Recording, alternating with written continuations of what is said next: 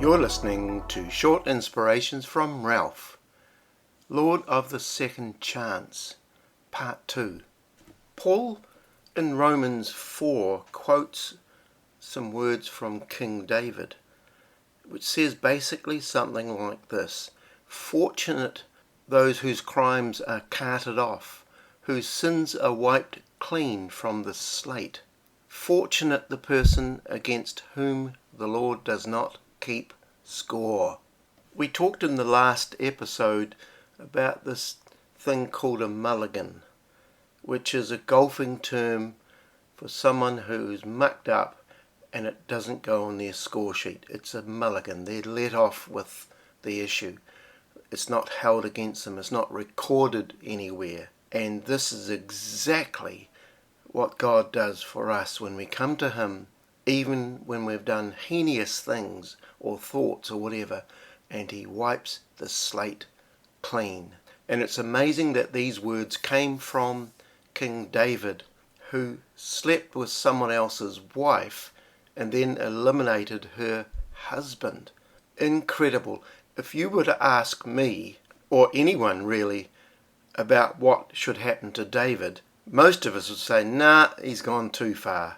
He's really tripped over here. No way back. But the amazing thing is that when you look at other characters right throughout the Bible, you find that they were in similar sort of situations. Can they come back from that? Will they be forgiven for what they've done? If you look at Adam and Eve, they listened to the wrong voices, and the result of that changed history. But God still loved them. God still clothed them and fed them and looked after them, even after that. If you look at Moses striking a rock, he lost his temper. Anger management issues.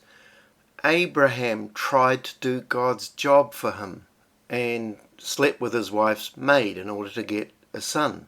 Noah got drunk and forgot to wear his clothes.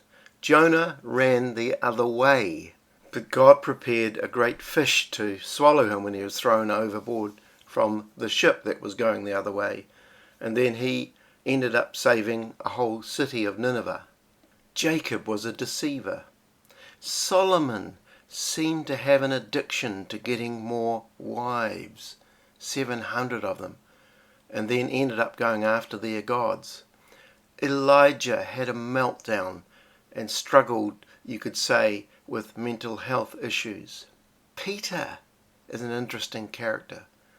He became one of the great church leaders after denying Jesus 3 times.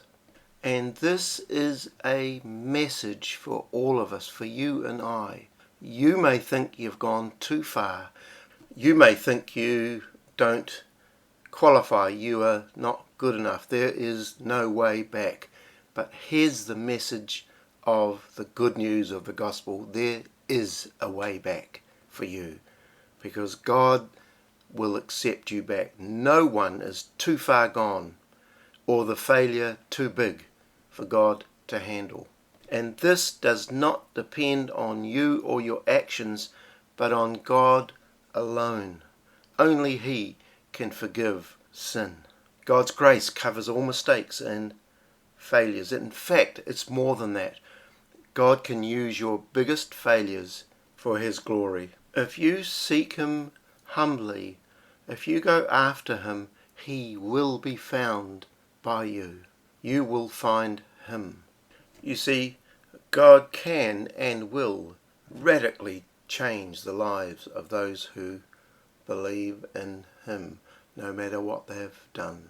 And when Peter denied Him 3 times, like we said, Jesus came to him after the resurrection, built a fire on the shore, cooked some fish to feed him and the disciples. And then He said something remarkable: feed my sheep, feed my lambs. It's all there in John. In other words, what He was saying to Peter is, I trust you. God bless you.